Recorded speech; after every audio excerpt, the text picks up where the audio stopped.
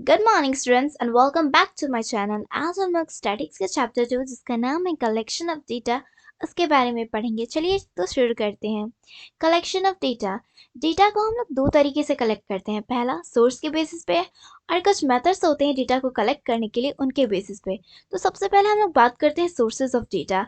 Data के sources के बारे में। डेटा के दो तरीके के सोर्सेज होते हैं। पहला इंटरनल सोर्सेज और दूसरा होता है एक्सटर्नल सोर्सेज। अब ये इंटरनल सोर्सेज क्या होता है और एक्सटर्नल सोर्सेज क्या होता है। इंटरनल सोर्सेज वो सोर्सेज होते हैं जो कि किसी ऑर्गेनाइजेशन के अंदर से लिए जाते हैं, यानी इंटरनली लिए जाते हैं। और एक्सटर्नल सोर्सेज वो सोर्सेज होते हैं जो कि किसी ऑर्गेनाइजेशन के बाहर से डेटा को कलेक्ट करते हैं, यानी एक्सटर्नली। एक्सटर्नल सोर्सेज को हमने दो भागों में क्लासिफाई किया है। पहला प्राइमरी डेटा और दूसरा है हमारा secondary data.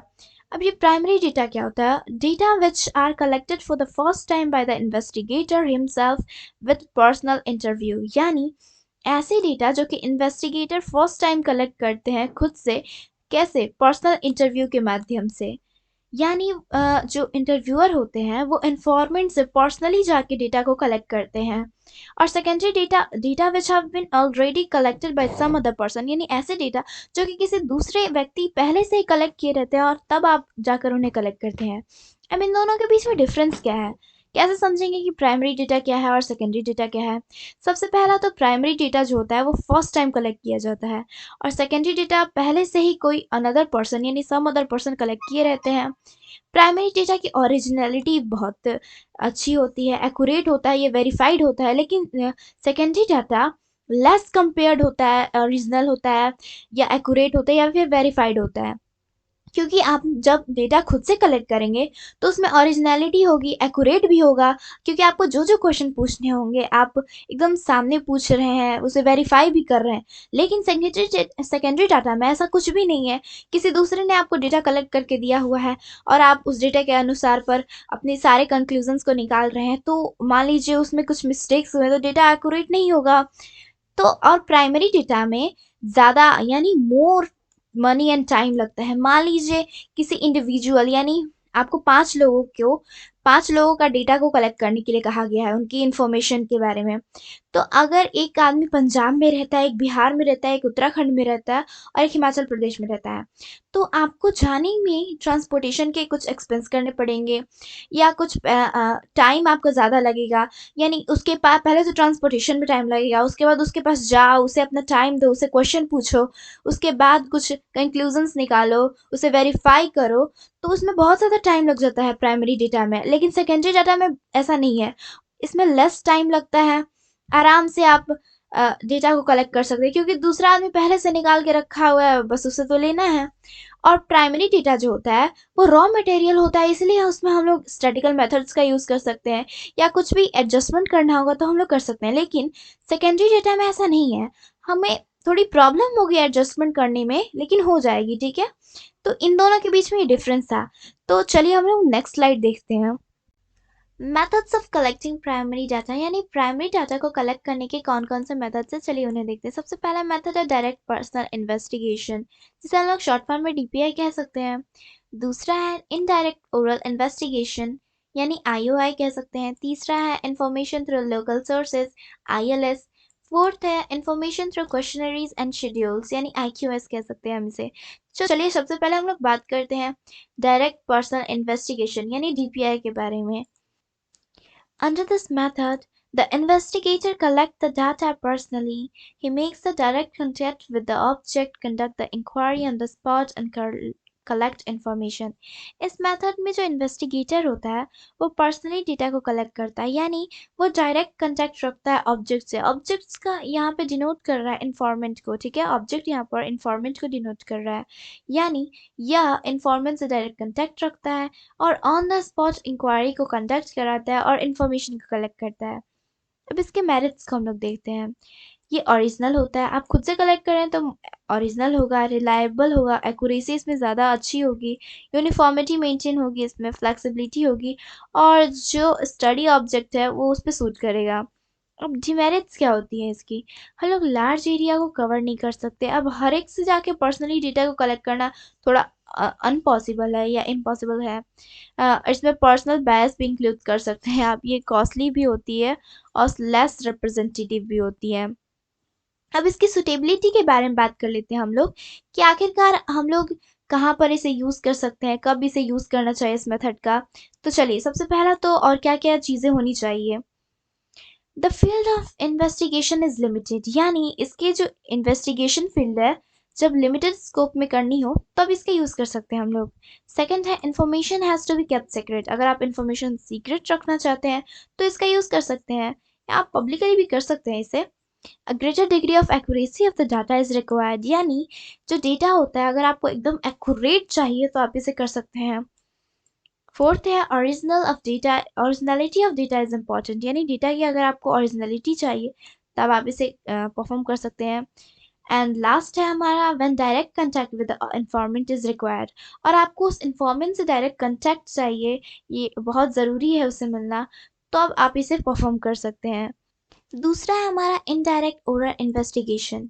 Under this method, the investigator collect the facts by interviewing person, not those from whom information is to be collected. Instead, he makes contact with some other person who are directly or indirectly in touch with them.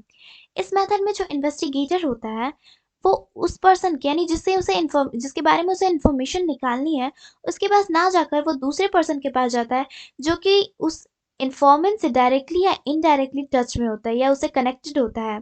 ठीक है, उससे ये investigator information निकालते हैं या collect करते हैं। अब हम इसका यूज़ कब करते हैं इस मेथड का। मान लीजिए आप उस सिचुएशन में नहीं है कि आप मेरे क्वेश्चंस का आंसर दे सकें या इन्वेस्टिगेटर के क्वेश्चन का आंसर दे सकें, या आप लेस रिलायबल है, तब इन्वेस्टिगेटर जो है वो आपसे क्वेश्चन ना पूछकर किसी दूसरे पर्सन से पूछेगा जो कि आपसे कनेक्टेड हो। इस मेथड को हम लोग ओरली परफॉर्म करते हैं। ठीक है, अब इसके मेरिट्स को और डिमेरिट्स को देखते हैं। इसके मेरिट्स में पहला पॉइंट है वाइड कवरेज होता है इसका, लेस एक्सपेंसिव होता है, ये अनबायस्ड होता है, एक्सपर्ट ओपिनियन दे सकते हैं आप, क्विक एंड सिंपल होता है, बहुत आसान होता है ये, जब पूछना ही तो है उसके बारे में, जो भी क्वेश्चन है आप ओरली पूछ सकते हैं। डिमेरिट्स, पहला तो ये लेस एक्यूरेट होता है, बायस्ड होता है, डाउटफुल कंक्लूजन देता है, नॉट ट्रस्टवर्दी होता है। मान लीजिए आप उस सिचुएशन में नहीं है या आप उस टाइम पे यानी ऑन द स्पॉट आप प्रेजेंट नहीं है कि मैं आपसे क्वेश्चन पूछ सकूं, तो मैं मान लीजिए एक्सीडेंटली मैं आपके दुश्मन के पास चले गया और आपके बारे में इंफॉर्मेशन पता करने के लिए, तो वो मुझे एक्यूरेट इन्फॉर्मेशन प्रोवाइड नहीं करेगा, वो ट्रस्ट वर्दी नहीं होगा मेरे लिए और डाउटफुल कंक्लूजन्स मेरे लिए क्रिएट करेगा। तो ये सारी प्रॉब्लम हो सकती हैं। ठीक है, अब इसकी सुटेबिलिटी के बारे में हम लोग बात करते हैं। The area of investigation is relatively large, यानी इसकी जो एरिया ऑफ इन्वेस्टिगेशन होती है वो लार्ज होती है। इट इज़ नॉट पॉसिबल और it is less reliable to have direct contact with the concern informant, यानी तब हम लोग इसका यूज़ कर सकते हैं जबकि हम लोग डायरेक्ट कंटेक्ट नहीं कर सकते इन्फॉर्मेंट के साथ, तब हम इस मेथड का यूज़ कर सकते हैं। The concern informant are not capable of providing information because of their ignorance और इलिटरेसी, या जो इन्फॉर्मेंट है वो कैपेबल नहीं है आपको इन्फॉर्मेशन प्रोवाइड करने के लिए। मान लीजिए वो इलिटरेट है, तो वो आपको इन्फॉर्मेशन कैसे देगा, उसे आपकी बातें समझ में ही नहीं आएंगी, तो इसलिए इसमें इस मेथड का ही हम लोग यूज़ करते हैं। And last is the concern informants are biased so to provide reliable information, मान लीजिए वो बायस्ड है आपसे तो आपको रिलायबल इन्फॉर्मेशन प्रोवाइड नहीं करेगा। तीसरा है हमारा इंफॉर्मेशन थ्रू लोकल सोर्सेज। अब ये क्या होता है, चलिए इसे देखते हैं। Under this method investigator appoint local persons and enumerators to collect information from the informant. इसमें जो इन्वेस्टिगेटर होता है वो लोकल पर्सन या इनमरेटर्स को अपॉइंट करता है इन्फॉर्मेंट से इन्फॉर्मेशन को कलेक्ट करने के लिए। मान लीजिए आप इन्फॉर्मेंट से डायरेक्ट जाके नहीं मिल सकते हैं या आपका उस इन्फॉर्मेंट से डायरेक्ट कंटेक्ट नहीं है, तो आप लोकल पर्सन को अपॉइंट कर सकते हैं या इनमरेटर को अपॉइंट कर सकते हैं। अब इसकी सुटेबिलिटी को देखते हैं। सबसे पहला information is needed on regular and continuous basis. मान लीजिए आपको उस पर्सन के बारे में इन्फॉर्मेशन आपको रेगुलर बेसिस पे चाहिए, कंटिन्यूअस बेसिस पे चाहिए। ठीक है, या आप सिंपल भाषा में जासूसी कह सकते हैं इसे। इसमें हाँ, जैसे आपने एजेंट का नाम सुना होगा तो एजेंट्स भी इसमें आ सकते हैं। दूसरा है हमारा the area of investigation is wide enough, इसकी जो एरिया ऑफ इन्वेस्टिगेशन होती है वो वाइड होती है। तीसरा, a very high degree of accuracy of information is not required, यानी इससे हम लोग एकदम एक्यूरेट इन्फॉर्मेशन की हम लोग इससे एक्सपेक्टेशन कर सकते हैं कि हाँ ये मुझे एक्यूरेट डिग्री इन्फॉर्मेशन प्रोवाइड कर सकता है। अब इसके मेरिट्स को हम लोग देखते हैं। इकोनॉमिकल, इकोनॉमिकल का मतलब जो होता है मनी से रिलेटेड। ठीक है, वाइड कवरेज। अब इकोनॉमिकल है भाई, तो फ्री में थोड़े ना लोकल पर्सन आपका काम करेगा, या इनोमिनेटर फ्री में थोड़े ना काम करेगा, आपका कुछ तो चार्ज करेगा। वाइड कवरेज होता है। कंटिन्यूटी होती है इसमें। सुटेबल फॉर फोरकास्टिंग, फोरकास्टिंग के लिए एकदम बेस्ट मेथड है।